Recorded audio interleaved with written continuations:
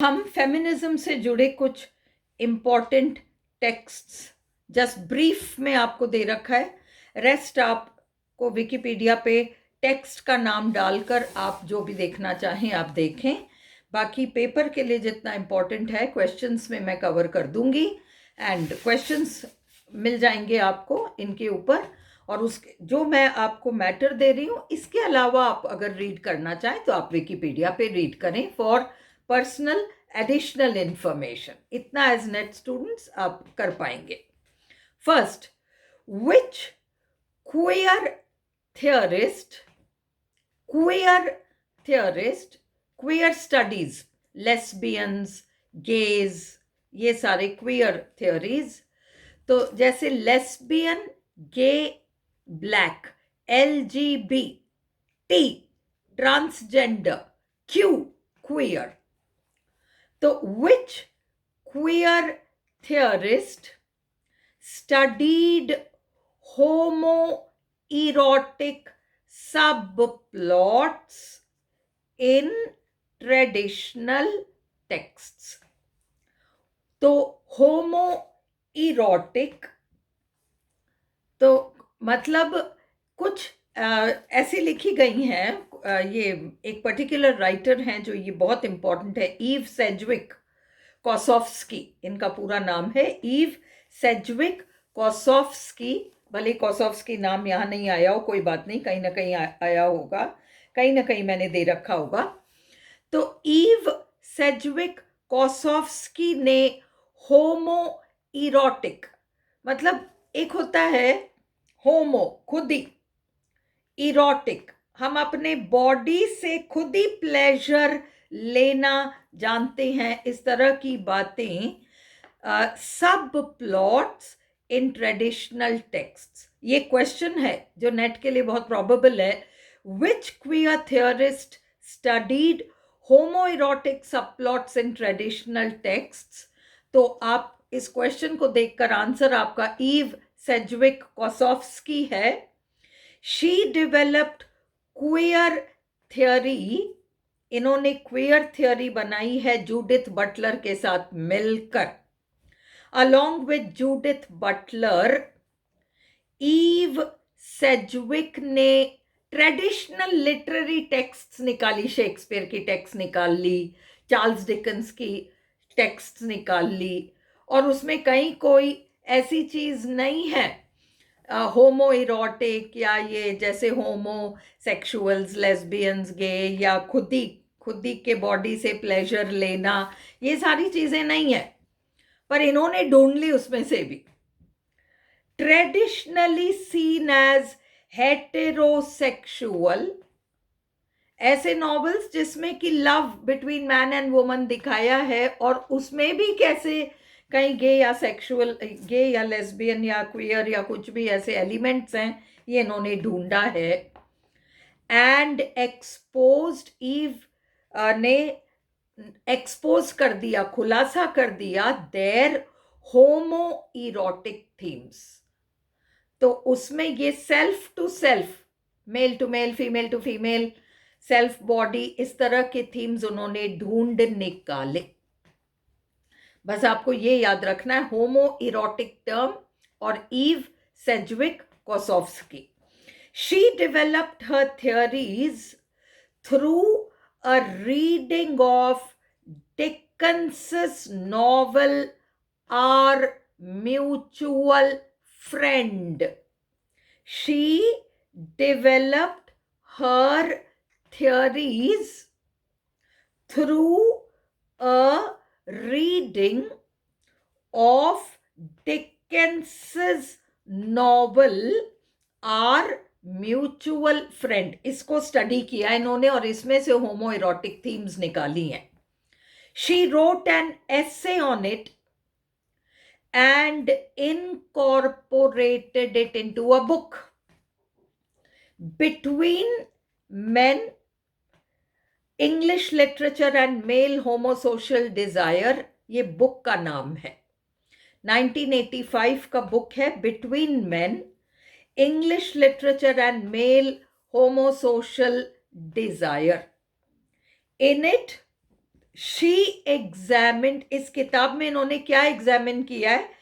Texts bye Shakespeare, Tennyson and George Elliott. आपको पता होना चाहिए कि इसमें इन्होंने इन चारों को टैकल किया है। इस पर्टिकुलर बुक में Dickens, Shakespeare, Tennyson, George Eliot, इनके टेक्स्ट्स को स्टडी करके उसमें होमो इरोटिक टर्म्स निकाली हैं, मतलब बातें निकाली हैं, एलिमेंट्स निकाली हैं। फिर उन्होंने एक और बुक लिखी जिसका नाम था epistemology of the closet, book का नाम है एपिस्टेमोलॉजी ऑफ द क्लोजेट। 1990 की किताब है। Sedgwick took her theories one step forward and looked at Melville's, Herman Melville एक राइटर का नाम है, बहुत फेमस राइटर है हर्मन मेलविल। हर्मन मेलविल, उन्होंने मोबी डिक नाम की एक बहुत फेमस नॉवल लिखी है, मोबी डिक। तो हर्मन मेलविल की बिली बड, उन्होंने ये लिया, बिली बड नामक टेक्स्ट जो हर्मन मेलविल ने लिखा। ऑस्कर वाइल्ड, मतलब उन्होंने 4 अन्य राइटर्स को उठाया। एपिस्टेमोलॉजी ऑफ द क्लोजेट में हर्मन मेलविल को लिया, ऑस्कर वाइल्ड को लिया, नीत्शे को लिया एंड मार्सेल प्रूस्ट को लिया एपिस्टेमोलॉजी ऑफ द क्लोजेट में। जबकि between men, English literature and male homosocial desire में इन्होंने Dickens, Shakespeare, Tennyson and George Eliot को लिया। तो फिर Eve Sedgwick's best known work is the essay the beast in the closet, 1986 का है ये। और उसमें क्या है, ध्यान रखिए, बीस्ट इन द क्लोजेट किस बारे में है? About Henry James. अब तक आपको हेनरी जेम्स याद हो जाना चाहिए, house of fiction, short story, Henry James की लिखी हुई short story the beast in the jungle, उसको टैकल किया उन्होंने the beast in the closet में। She published the article Jane Austen and the masturbating girl, बहुत ही उकसाने वाला ऐसे था। मैस्टरबेशन का मतलब अपनी बॉडी को अपने हाथ से सेक्सुअली इस तरीके से यूज करना कि आप सेक्सुअल प्लेजर अपने बॉडी से महसूस करते हैं। जेन Austen and the masturbating girl, इन्होंने ये ऐसे लिख दिया जो बहुत ही हंगामेदार ऐसे निकला। तो ये था ईव सेडविक कोसिफ्स्की के बारे में। अब हम नेक्स्ट पर चल रहे हैं, और ईव सेडविक के बारे में काफी सारे टेक्स्ट और एसेज आपने देख लिए इंडिविजुअली, 4 चीजें कम से कम आई हैं। हम नेक्स्ट पर चलें। Who wrote sexual politics, cat millet. पहले सेक्सुअल पॉलिटिक्स आएगा, फिर टेक्सचुअल पॉलिटिक्स आ जाएगा, बहुत सारे टर्म्स आते रहेंगे, टर्म्स तो अनगिनत आते रहेंगे। Who wrote sexual politics, 1970। Cat millet की बुक है, 1970 की किताब है। पूरा नाम है कैथरीन मरे मिलेट। उन्होंने लिखा, wrote it, it is regarded as a classic of feminism. ये फेमिनिज्म का बहुत इंपॉर्टेंट टेक्स्ट माना गया है, and it is one of the key texts of radical feminism. उग्रवादी फेमिनिज्म जो हमने सेकेंड वेव में देखा था, उस सेकेंड वेव से जुड़ा हुआ टेक्स्ट है ये केट मिलेट का sexual politics. She analyses sexual power politics, sexual power politics उन्होंने ढूंढा है in the works of D.H. Lawrence, Henry Miller, Norman Mailer and gene Janet.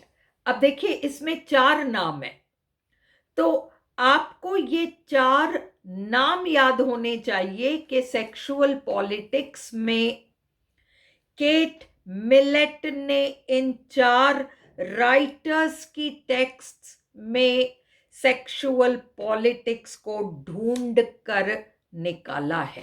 तो ये 4 नाम आपको केट मिलेट के साथ पता होना चाहिए।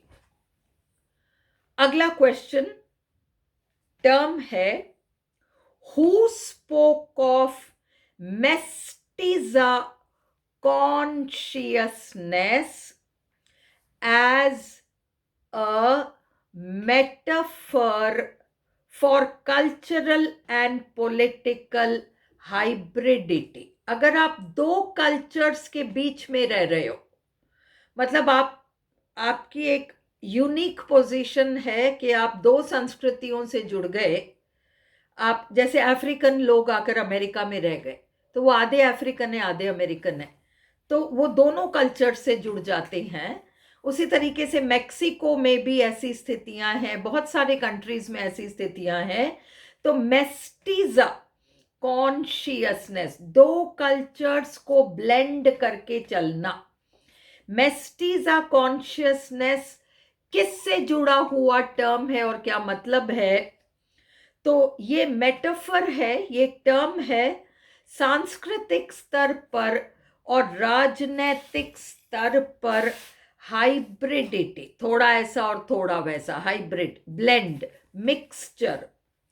Gloria Anzaldua, Gloria Anzaldua used it in her book Borderlands, La Frontera, The New Mestiza, The New Mestiza, which followed the Chicano movement। चिकानो नाम है एक अभियान का। It describes her life as a Chicana, एक पर्टिकुलर ट्राइब, एक particular group, and as a lesbian. ऊपर से Gloria एंजेल्डुआ चिकाना group को भी बिलोंग करती हैं और लेस्बियन भी हैं।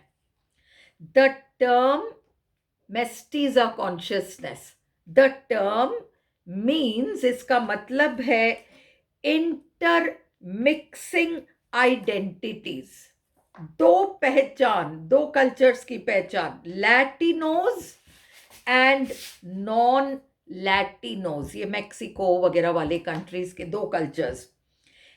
हेटेरोज and homos, heterosexual man to woman, homosexual man to man. कई आदमी ऐसे होते हैं उनको आदमी से औरत वाला सेक्सुअल रिलेशनशिप भी अच्छा लगता है, प्लस आदमी टू आदमी वाला भी मेंटेन करते हैं।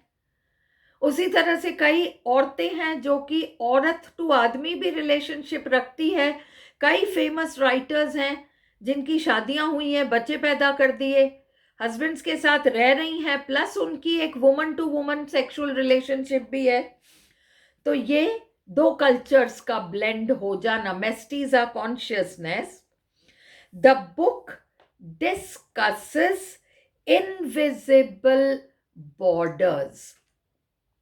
इनविजिबल बॉर्डर्स मतलब दिखता नहीं है बाउंड्री लाइन कहीं पर, है ये 2 चीजों का। बाउंड्री लाइन नहीं दिखता कि यहां आकर मैं मैन टू वुमन रिलेशनशिप खत्म करता हूं और यहां मैं मैन टू मैन रिलेशनशिप शुरू करता हूं। ऐसी चीजों की कोई बाउंड्री लाइन नहीं है, पर दोनों एक साथ चल रही हैं। इनविजिबल बाउंड्री लाइन है। अगला, व्हाट इज रेड स्टॉकिंग्स। आपने जब रैडिकल फेमिनिज्म पढ़ा था तो आपने सेल 16 देखा था, रेड स्टॉकिंग्स देखा था, विच देखा था।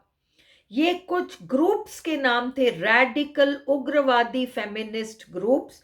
उनमें से एक रेड स्टॉकिंग्स है। बहुत पहले ब्लू स्टॉकिंग्स नाम का एक टर्म है। 18th सेंचुरी की विदुषी पढ़ी लिखी महिलाओं को नीचा दिखाने के लिए उनको ब्लू स्टॉकिंग्स कहते थे, जिसमें कि फैनी बर्नी, उन्होंने ईवलीना नाम का एक फेमस टेक्स्ट लिखा है। आपको डायरी रखनी चाहिए, जब आप वीडियो सुनते हैं hand to hand jot down करना चाहिए, और वीडियो के बाद आपको वो फैनी बर्नी ढूंढ के ईवलीना नाम का टेक्स्ट पढ़ लेना चाहिए। विकिपीडिया पे ये क्या है। उसी तरह से हाना मोर राइटर का नाम है, तो आप हाना मोर को विकिपीडिया पे एक्सप्लोर कीजिए, हर चीज आपको अवेलेबल नहीं हो पाएगी। तो it is a racial feminist group founded in January 1969, और ये रैडिकल फेमिनिज्म में आता है। द नेम इज डिराइव्ड, ये रेड स्टॉकिंग लिया गया है ब्लू स्टॉकिंग से। रेड बस उग्रवादी का कलर हो गया, गुस्से का कलर हो गया।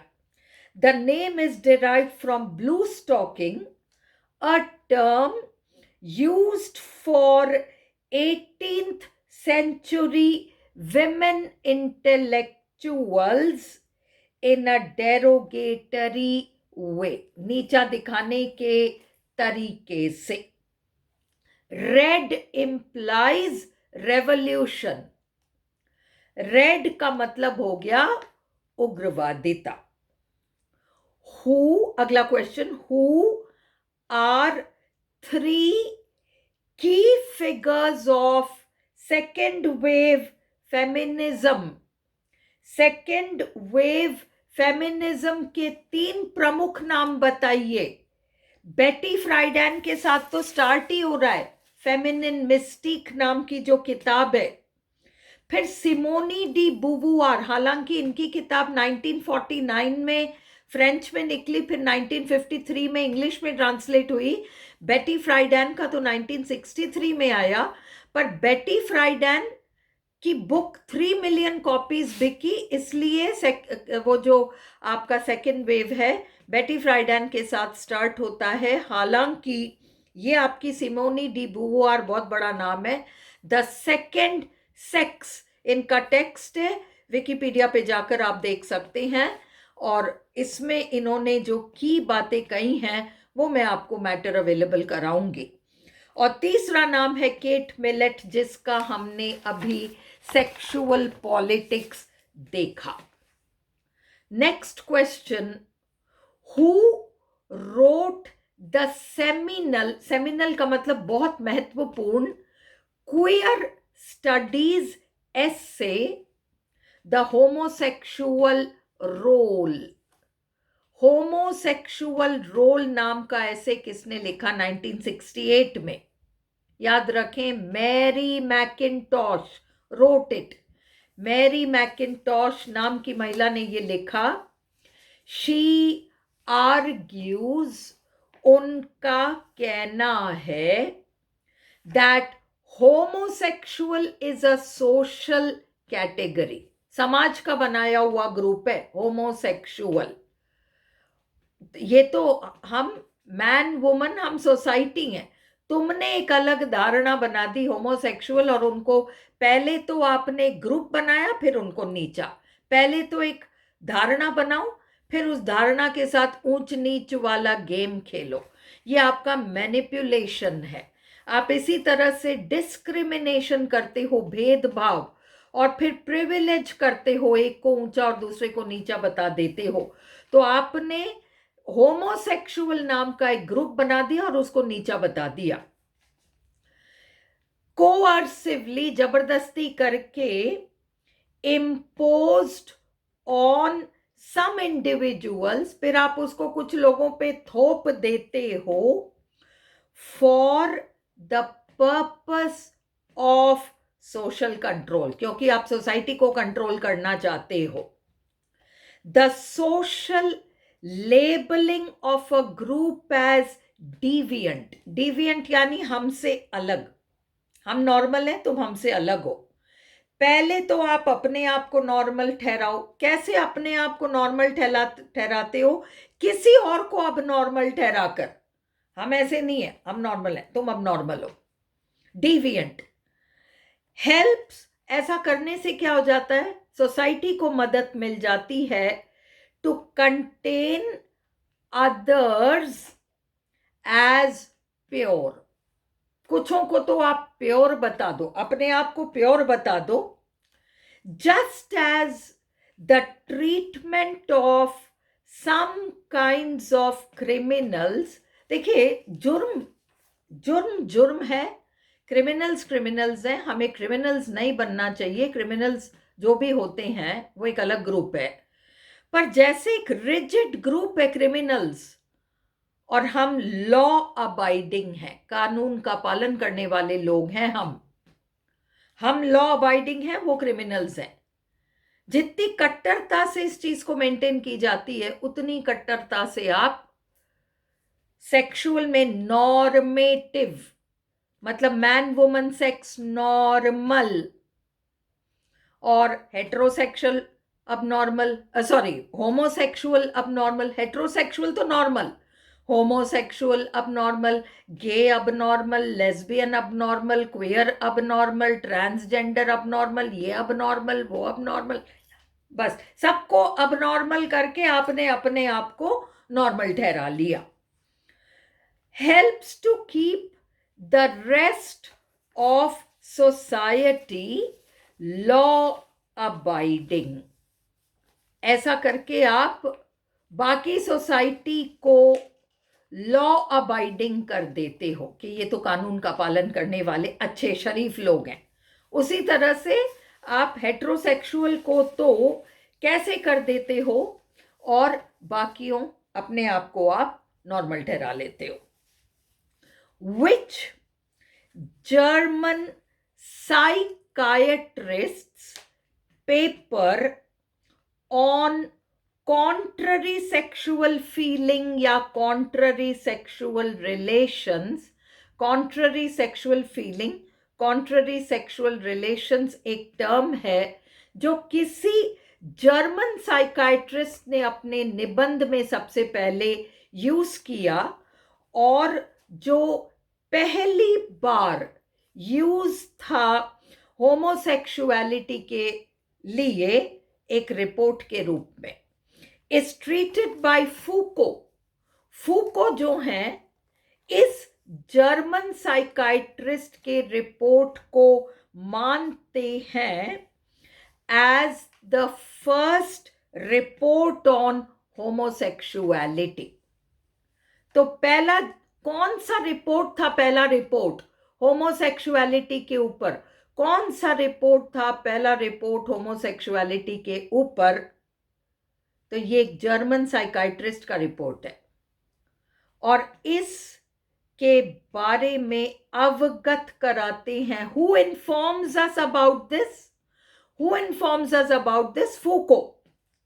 मिशेल फूको क्रेडिट्स, श्रेय देते हैं Karl Westphal for the birth of the modern homosexual with his paper published in 1870। तो ये जर्मन साइकाइट्रिस्ट का पेपर सन 1870 में छपा, on contrary sexual feeling। This appears to be one of the first medical accounts। Psychiatric report था ना, तो ये medical report था of sexuality as a psychiatric disorder. तो होमोसेक्सुअलिटी जो है, होमोसेक्सुअलिटी को एक डिसऑर्डर बताया गया इस जर्मन साइकायाट्रिस्ट के रिपोर्ट में। आपको केवल ये याद रखना है, कार्ल वेस्टफैल का नाम, जर्मन साइकाइट्रिस्ट हैं, और फूको कहते हैं कि ये वो व्यक्ति थे 1870 में जिन्होंने कि फर्स्ट टाइम एक साइकाइट्रिक रिपोर्ट बनाया और होमोसेक्सुअलिटी को डिस्कस किया है एक साइकाइट्रिक डिसऑर्डर के रूप में।